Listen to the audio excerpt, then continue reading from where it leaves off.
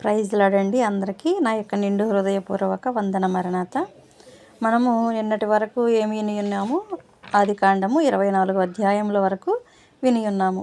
అయితే ఇక్కడ 25వ అధ్యాయంలో నుంచి చూస్తే, ఈ 25వ అధ్యాయంలో అబ్రహాం గారు ముందు మనం 24వ అధ్యాయం వరకు ఏమి విని ఉన్నాము? అబ్రహాం గారు అయినటువంటి పెద్ద దాసుడు ఎవరు? ఎలియాజర్ గారు వెళ్ళి రెబకా గారిని తీసుకొచ్చి ఇస్సాకు గారికి వివాహం చేసినట్లు మనము విని ఉన్నాము. ఆమెను బహుగా అతను ప్రేమించినట్లు మనము చూసి ఉన్నామన్నమాట. అయితే 25వ అధ్యాయంలో అబ్రహాం గారు మరలా ఒక స్త్రీని వివాహము చేసుకున్నారన్నమాట. ఆమె పేరు కెతూరా. అయితే ఈ కెతూరా అనే ఆమెకు పిల్లలు కలిగి ఉన్నారండి. ఆ పిల్లలు ఎవరెవరనగా జిమ్రాను, యొక్షాను, మెదాను, మిద్యాను, ఇష్పాకు, షూవహు అనేవారిని కని ఉన్నారనమాట. మొత్తము 6గురిని కని ఉన్నారు ఈ కెతూరా గారితో. అయితే 6గురిని కన్న తర్వాత వారిలో రెండవ కుమారుడైనటువంటి యోక్షానుకి మరలా 2 కుమారులు పుడతారు. షేబను, అదేదానును అనేవాళ్ళు. వీళ్ళెవరు? మళ్ళీ అదేదాను నుంచి ఎవరు వస్తారంటే అషూరీయులు, లెతూషీయులు, లేయుమీయులు అనేవాళ్ళు వస్తారు. తర్వాత 4వ కుమారుడైనటువంటి మిద్యాను గారి నుంచి మరలా 5గురు కుమారులు వస్తారు. ఎవరు? ఏయిఫా, ఏఫేరు, హానోకు, అబీద, ఎల్దాయారు వారు.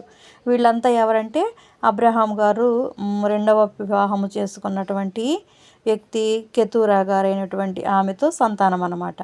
అప్పుడు ఇక అబ్రహాం గారు తనకు కలిగినదంతా ఇస్సాకు గారికి ఇస్తారు. అసలు వారసుడు ఎవరు? ఇస్సాకు గారు అనమాట. ఇస్సాకు గారికి ఇచ్చేసేసిన తర్వాత ఇక వీళ్ళందరూ ఈ అబ్రహాం గారు తన ఉపపత్నుల కుమారులకు ఏమిస్తారంటే బహుమతులు ఇచ్చి పంపించేసేస్తారు అక్కడి నుంచి. ఇక ఇస్సాకు నద్ద నుండి వాళ్ళు ఎక్కడికి వెళతారంటే తూర్పు తట్టుగా ఉన్నటువంటి తూర్పు దేశానికి వాళ్ళు వెళ్ళిపోతారనమాట. వాళ్ళందరూ వెళ్ళిపోయిన తర్వాత అబ్రహాం గారు 75 సంవత్సరములు బ్రతికి చనిపోయినట్లు మనము 25వ అధ్యాయంలో చూడవచ్చు. చనిపోయిన తర్వాత ఇంకా 2 కుమారులు ఉన్నారు కదా, ఎవరెవరు? ఇస్సాకు గారు, ఇష్మాయేలు గారు. వీరిద్దరూ వచ్చి అతన్ని ఎక్కడ పాతి పెడతారంటే మమ్రే ఎదుట ఉన్నటువంటి ఆ యొక్క స్థలము దగ్గర ఆయన్ని పాతి పెట్టినట్లు మనము చూడవచ్చు. ఎఫ్రోను ఫలమందలి మక్పేల, అదే శారా గారిని సమాధి చేశారు కదండి, ముందు చెప్పాను కదా, అదే ప్లేస్లో అక్కడే అబ్రహాం గారిని కూడా సమాధి చేసినట్లు మనం మక్పేల గుహలో మనము చూడవచ్చు అనమాట ఈ అధ్యాయంలో. అయితే ఇక అలా పెట్టిన తరువాత అబ్రహాం గారు మృతి పొందిన తరువాత దేవుడు అతని కుమారుడైనటువంటి ఇస్సాకు గారిని బాగా ఆశీర్వదించేశారండి. ఇంకా వాళ్ళు ఇస్సాకు గారు ఎక్కడ ఉన్నారు కాపురం అంటే బేయర్ లహాయి రోయి దగ్గర వాళ్ళు కాపురం ఉన్నట్లు చూడవచ్చు అనమాట. తర్వాత ఐగుప్తురాలు శారా గారు ఒక దాసిని తీసుకొచ్చారు కదా, ఐగుప్తురాలైనటువంటి హాగర్ గారు. ఇప్పుడు హాగర్ గారు కుమారుడిని కన్నారు కదా, ఎవరు? ఇష్మాయేలు గారు. ఇష్మాయేలు గారి యొక్క సంతతిని మనము చూసినట్లయితే 12 మంది ఉన్నట్లు మనము చూడవచ్చు. ఆ 12 మంది రాజులుగా కూడా మనము చెప్పుకోవచ్చు. వారు ఎవరెవరు అనగా సెబాయోతు, కేదారు, అద్బయేలు, మిష్మా, హదరు, తేమ, యతూరు, నాపీషు, కెదమ, దోమ, నమస్స. వీళ్ళందరూ అనమాట ఈ 12 మంది వారి వారి జనముల ప్రకారం 12 మంది రాజులు, వారి పేర్లు అనమాట ఇవి. అయితే ఇక ఇష్మాయేలు గారు కూడా 137 సంవత్సరములు బ్రతికి చనిపోతారండి. వీళ్ళందరూ ఎక్కడున్నారు? హవీలా మొదలుకొని ఐగుప్తు ఎదుట ఉన్న షూరు వరకు నివసించినట్లు మనము చూడవచ్చు అన్నమాట. అయితే ఇదంతా ఇష్మాయేలు గారి వంశావళి అనమాట. ఇప్పుడు ఇక ఇస్సాకు గారి వంశావళి చూస్తే ఇస్సాకు గారికి ఎక్కడ ఉన్నారు? మనము చూసి ఉన్నాము కదా, ఇస్సాకు బేయర్ లహై రోయిలో కాపురం ఉన్నారని విని ఉన్నాము కదా. ఇక్కడ రెబ్కా గారు, ఇస్సాకు గారు ఉన్నటువంటి ఆ ప్లేస్లో అప్పుడు రెబ్కా గారు గొడ్రాలుగా ఉన్నప్పుడు ఆమెకి అప్పుడు ఇస్సాకు గారికి మ్యారేజ్ అయ్యింది ఎన్ని సంవత్సరములు అంటే అండి 40 సంవత్సరములకు వివాహము చేసుకున్నారండి. ఇక 40 సంవత్సరములకు వివాహం చేసుకుంటే తన భార్య అయినటువంటి రిబ్కా గారికి పిల్లలు పుట్టలేదు. పిల్లలు కలగకపోయేసరికి అప్పుడు ఇస్సాకు గారు ప్రార్థన చేశారు యెహోవా దగ్గర. ప్రార్థన చేస్తే అప్పుడు ఆమె గర్భవతి అయినట్లు మనము బైబిల్ గ్రంథంలో చూడవచ్చు. అయితే అక్కడ గర్భవతి అయినప్పుడు అతను యెహోవాను అడగటానికి వెళ్ళినప్పుడు యెహోవా ఆమెతో ఇట్లా అంటారంట, అమ్మ నీ జనములో 2 గర్భములు ఉన్నవి, 2 జనపదములు నీ కడుపులో నుండి వస్తాయి, కాకపోతే అవి వేరుగా వచ్చును, ఒక జనపదము కంటే ఒక జనపదము బలిష్టమై ఉండును, పెద్దవాడు చిన్నవానికి దాసుడవుతాడు అని చెప్తారండి. ఎవరు? యెహోవా అన్నమాట. రెబెకా గారితో చెప్తారు. ఇక అప్పుడు ప్రసూతి కావాల్సిన దినములు నిండినప్పుడు వాళ్ళు కవలలుగా ఉండట్లు మనము చూడవచ్చు అనమాట. ఇక కవలలుగా ఉన్నవారు ఎవరంటే ఫస్ట్ ఏమో ఏసావు గారు. ఆయన ఎలా ఉన్నారు? ఎర్రని వాడును, ఒళ్ళంతా రోమము వస్త్రములా ఉండాలన్నమాట. ఏసావు అనగా ఎర్రని అని అర్థము చెప్పుకోవచ్చు, రోమం అని కూడా అర్థము చెప్పుకోవచ్చు. తర్వాత రెండవ వారుగా చూస్తే యాకోబు గారు ఏసావు గారు మడిమెను పట్టుకొని ఉండేను కనుక ఆయనే యాకోబు గారు అనమాట. యాకోబు అనగా అర్థం ఏంటంటే మోసగాడు అని అర్థం మనము చెప్పుకోవచ్చు అనమాట. అయితే ఇలా ఈ పిల్లలు కలిగినప్పటికీ ఇస్సాకు గారికి వయసు ఎంత అంటేనండి 60 సంవత్సరములండి. 40 సంవత్సరములకు వివాహం అయితే 60 సంవత్సరములకు 2 కుమారులను కన్నట్లు మనము బైబిల్ గ్రంథంలో చూడవచ్చు అనమాట. అయితే ఆ చిన్నవాడు ఎదిగినప్పుడు వీళ్ళిద్దరికీ దేవుడు ఒక్కొక్క తలంతు ఇచ్చారండి. ఏమిటంటే ఏసావు గారేమో వేటాడేవాడు, యాకోబు గారేమో సాధువై గుడారంలో ఉండేవాడు అనమాట. కాబట్టి ఇస్సాకు గారేమో ఏసావుని ప్రేమిస్తే రెబ్కా గారేమో యాకోబుని ప్రేమిస్తారండి. కాబట్టి యాకోబు గారేమో యాకోబు గారు తల్లి గారికి ఇష్టం కాబట్టి ఏసావు గారేమో తండ్రి గారికి ఇష్టం అనమాట. అందుకని ఏమంటారంటే తండ్రి అయినటువంటి ఇస్సాకు గారు, నాకు ఏసావు నువ్వు అరణ్యంలోకి వెళ్ళి ఒక గుడారం అడవిలోకి వెళ్ళి ఒక వేటాడి ఒక మాంసమును తీసుకొచ్చి వండి నాకు తెస్తే నేను దీవిస్తాను అని చెప్పానండి. చెప్తే అప్పుడు అలాగేనని చెప్పి తండ్రి మాట వింటాడు. ఎవరు? యాకోబు గారు. ఏసావు గారు వింటారు. యాకోబు గారు కాదు, ఏసావు గారు వింటారు. అయితే అది మనము ఆ విషయము తర్వాత అధ్యాయంలో చూడవచ్చు. అయితే ఈ అధ్యాయంలో ఏంటంటే ఏసావు గారు తెచ్చిన వేట మాంసమును ఇస్సాకు గారు తిన్నప్పుడు అతన్ని ప్రేమిస్తారండి. ఇస్సాకు గారు రెబ్కా ఏమో యాకోబును ప్రేమించిద్ది అనమాట. అయితే ఒకనాడు యాకోబు గారు ఏం చేస్తారంటే వంటకం చేస్తూ ఉంటే అది చిక్కుడుకాయ కూర అని కూడా అంటారంటండి. ఎర్రగా ఉందని చెప్పి దానిలో కొంచెం పెట్టయ్యా అని ఏసావు గారిని అడిగితే, యాకోబు అనగా ఏందండి మోసగాడు అని చెప్పుకున్నాం కదా, అదే రీతిగా ఆయన్ని అడిగితే ఏమంటారంటే ఏసావు గారికి ఇంకొక పేరు కూడా ఉంది. ఏంటి అంటే ఎదోము అని కూడా అంటారండి. ఎదోము అనగా అర్థము ఎర్రని అని చెప్పుకోవచ్చు. ఎర్రని అంటే ఏసావు అని మనం ఇందాక చెప్పుకున్నాము. అదే రీతిగా ఏసావు గారు కూడా ఎదోము అనే పేరు, ఇంకొక పేరు మనము తెలుసుకోవచ్చు. అయితే ఇక యాకోబు గారు ఆ వంటకం చేస్తూ ఉంటే ఏసావు గారు అంటారు, నాకు కొంచెము పెట్టు అంటే అప్పుడు యాకోబు గారు ఏమంటారు, నీ జ్యేష్ఠత్వము నాకు ఇవ్వు, అప్పుడు నేను ఇస్తాను అని అంటారు. ఏసావు గారు అంటారు, నేను చావవుతున్నాను కదా, నా జ్యేష్ఠత్వం నాకు ఎందుకులే అని యాకోబు గారితో అప్పుడే ప్రమాణం చేస్తారండి. యాకోబు గారు ప్రమాణం చేసి తన జ్యేష్ఠత్వపు హక్కుని తీసివేసుకుంటారు. యాకోబు గారు ఏసావు గారేమో అమ్మేసేస్తారనమాట. ఎందుకు?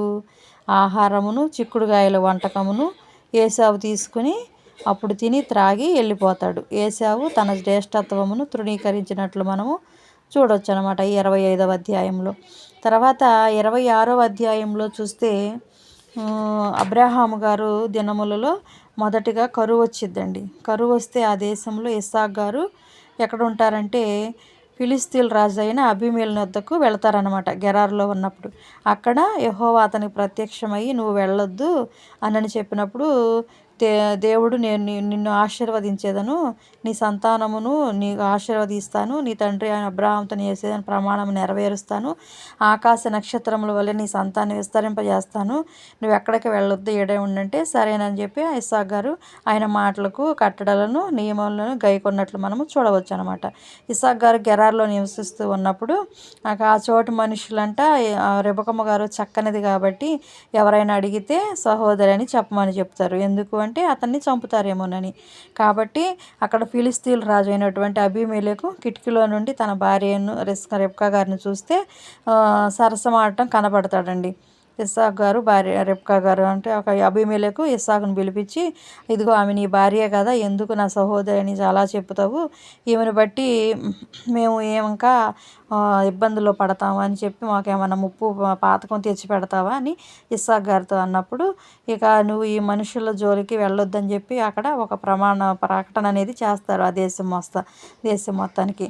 ఇంకా ఇస్సాకు గారు ఆ దేశం అందున్న వాడే విత్తనం వేసి ఆ సంవత్సరం అంతా నూరంతల ఫలం పొందినట్లు చూడవచ్చు. ఎందుకు?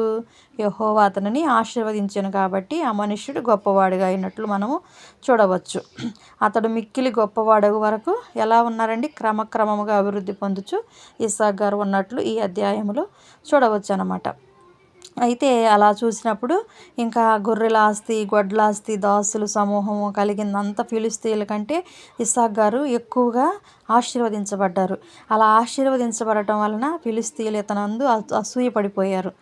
ఎందుకంటే ఇక మనకంటే ఎక్కువగా పొంది ఉన్నాడు, ఆశీర్వదింపబడ్డాడు, ఎక్కువ వచ్చేసేసిన ఆస్తి అంత అని చెప్పి ఫిలిష్తీయులు ఇస్సాకు గారిని బట్టి అసూయపడినట్లు ఈ అధ్యాయంలో చూడవచ్చు అనమాట. సరే, ఈ అధ్యాయంలో ఇక అలా అసూయపడిన తర్వాత ఇక అబీమెలెకు గారు ఏమంటారంటే, నువ్వు మాకంటే బహుబలంగా ఉన్నావు, నువ్వు ఎక్కడి నుంచి వెళ్ళిపోమ్మని చెప్తారండి. చెప్తే ఇస్సాకు గారు అక్కడ నుండి వెళ్ళి గెరారు లోయలో గుడారం వేసుకొని అక్కడ నివసిస్తారు. అప్పుడు ఇంకా అబ్రాం గారు ముందు బావిలు తవ్వించారు కదా, ఆ బావిలన్నీ అబ్రాం గారు చనిపోయిన తర్వాత పూడ్చివేస్తారు. అయితే ఇస్సాకు గారు వాటన్నిటినీ మరలా త్రవ్విస్తారు. త్రవ్వించినప్పుడు ఒక్కొక్క దానికి ఒక్కొక్క పేరు పెట్టినట్లు ఈ అధ్యాయంలో చూడవచ్చు అన్నమాట. అప్పుడు ఫస్ట్ ఇక గెరారు కాపర్లకి ఈ ఇస్సాకు కాపర్లకి గొడవ అయ్యిద్ది. ఈ బావి మాది, ఈ నీరు మాది, ఈ బావి మాది అని. అలా గొడవడినప్పుడు ఇక మరలా ఇస్సాకు గారు తవ్వించారు కాబట్టి ఆ బావికి ఏం పేరు పెడతారంటే యెషెకు అనేటటువంటి పేరు పెడతారండి. యెషెకు అనగా అర్థం మనము కింద చూసుకున్నట్లయితే జగడమాడు అని అర్థము. చూసారండి, బావిలు తవ్వించినప్పుడు ఒక్కొక్క పేరు కూడా మనం పెట్టినట్లు ఇస్సాకు గారు చూడవచ్చు. ఫస్ట్దేమో యెషెకు అనమాట. యెషెకు అనగా అర్థం ఏంటంటే జగడమాడు అని అర్థము. తర్వాత ఈ బావి తవ్వించిన తర్వాత మరలా జాగడమాడి మళ్ళీ ఇంకో బావి తవ్వుతారు వాళ్ళిద్దరు, గెరారు కాపర్లకి ఇస్సాకు కాపర్లకి. దాని పేరు షిత్నా అని పెడతారు. షిత్నా అనగా అర్థము విరోధము అని అర్థము. చూసారండి, తర్వాత మరలా అక్కడ నుండి వెళ్ళి మరొక బావి తవ్వేస్తారు ఇస్సాకు గారు. అట్లా తవ్వించినప్పుడు అక్కడ యెహోవా మనకి ఎడమ కలుగు చేసి ఉన్నాడని వాళ్ళకి గొడవ పడలేదు. ఇక వాళ్ళకి మనకి ఎడమైపోయిందని చెప్పి అక్కడ రెహోబోతు అనేటటువంటి పేరు పెడతాడు ఆ బావికి, అనగా ఎడము అని అర్థం అన్నమాట. ఇలా బావిలు తవ్వించి ప్రతి బావికి ఒక పేరు పెట్టినన్నమాట. ఇక అక్కడ నుండి అతడు బెయేర్షెబాకు వెళ్ళిపోయారు.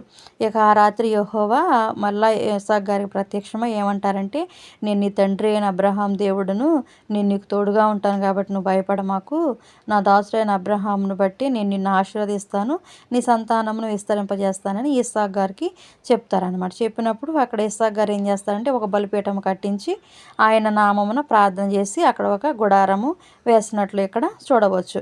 అప్పుడు ఇక ఇస్సాకు దాసులు అక్కడ మరి ఒక బావిని త్రవ్వినట్లు మనము చూడవచ్చు అనమాట. ఇక అలా బావిలు తవ్విన తర్వాత ఇక ఇస్సాకు గారి దగ్గరకు వస్తారు. ఎవరు? అబీమెలెకు స్నేహితుడు అహూజత్ అని ఆయన, మళ్ళీ ఆయన సేనాధిపతి అయినటువంటి ఫీకోలు, వీళ్ళందరూ వచ్చి, మీరందరూ నా మీద పగబట్టి ఉన్నారు కాబట్టి నన్ను పంపించేశారు, మరలా ఎందుకు వచ్చారని అడిగితే, నీవు నిశ్చయముగా యెహోవా నీకు తోడై ఉంటా మేము చూసాం కాబట్టి నీకును మాకును ఒక మధ్య ప్రమాణం ఉండాలని అడగటానికి వచ్చామని అన్నప్పుడు, ఏంటి ఆ ప్రమాణం అంటే, నిన్ను ముట్టక నీకు మేలే తప్ప మేమేమీ చేయలేదు కాబట్టి సమాధానంగా పంపివేశాము, నీవు కూడా మాకు కీడు చేయకుండా ఉన్నట్లు ఒక నిబంధన చేయమని అడుగుతారు. ఇప్పుడు యెహోవా నిన్ను ఆశీర్వదించి నువ్వు ఆశీర్వదింపబడినావు కాబట్టి అని అడిగినప్పుడు వాళ్ళు సరేనని చెప్పి ఇస్సాకు గారు వచ్చిన వారందరికీ విందు చేస్తారనమాట. ఇలా అన్నపానములు పుచ్చుకున్న తర్వాత ఇక తెల్లవారినప్పుడు నిబంధన చేసుకుని వాళ్ళు లేచి వెళ్ళిపోతారు. వెళ్ళిపోయిన తర్వాత ఇస్సాకు గారు వారిని సాగనంపుతారు. ఆ దినమందే ఇస్సాకు దాసులు వచ్చి త్రవ్విన బావిని గురించి అతనికి తెలియజేసి, మాకు నీళ్లు కనబడినవని చెప్పినప్పుడు దానికి షేబా అని పేరు పెట్టినట్లు చూడవచ్చు అనమాట. ఆ ఊరి పేరు అప్పటికి నేటి వరకు బెయేర్షెబాగా చూడవచ్చు. ఇంకా యేషూవ గారేమో 40 సంవత్సరాల వాడై హిత్తీయుడైనటువంటి బెయేరి కుమార్తెయగు ఏలోను కుమార్తె అయినట్టు బాషెమతును పెళ్లి చేసుకున్నారు. పెళ్లి చేసుకునేసరికి ఆ భార్య వలన ఇస్సాకు గారికి రెబ్కా గారికి మనోవేదన కలుగజేసినట్లు చూసుకోవచ్చు అనమాట. కాబట్టి ఇక్కడ చూస్తే ఏంటంటే ఇచ్చినటువంటి మాటను నెరవేర్చిన దేవుడు ఇస్సాకుని ఏ విధంగా ఆశీర్వదించారో మనము కూడా ఆయన యందు విశ్వాసము కలిగి జీవిస్తే మనకు కూడా అలాంటి దీవెనలు పొందుకుంటామన్నమాట. కాబట్టి అలాంటి దీవెనలు ఆశీర్వాదములు మన జీవితంలో మన కుటుంబంలో కూడా తరతరములు పొందుకునే కృప దేవుడు దయచేయునుగాక. ఆమేన్.